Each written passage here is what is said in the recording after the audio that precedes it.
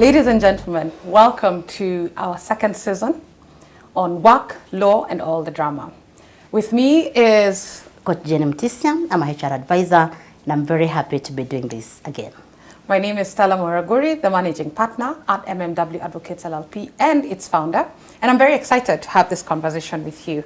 So today we get to speak about redundancy, a very controversial conversation that is handled by the law. It is a product of the law.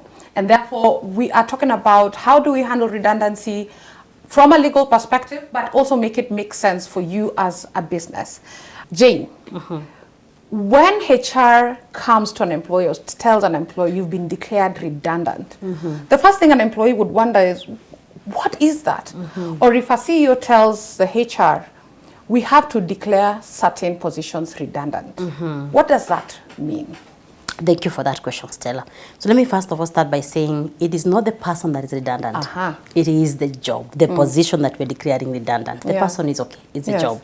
So when they say we're declaring the job redundant, it is what we say that job is going to be phased out. Exactly. Not because the employee has done anything wrong. So the employee might lose that particular job, not because they've done anything wrong, but purely because the job is no longer required because of very many changes that can happen in the business. Indeed. Yes. Yes, and when you say that, it is the position and not the person. I remember one of the conversations we were having is when then is it deemed a sham, right? And when we have particular people being targeted, where you can say it's a contrived and artificial situation that is meant to get rid of a person, then quite obviously, that is not redundancy. It is merely cosmetic. As a matter of fact, the court has gone ahead to say that, yes, it may not question a business decision, but it has a duty to interrogate the context around it. Because then it looks, how did it happen? And we're going to talk about process later. How did it happen?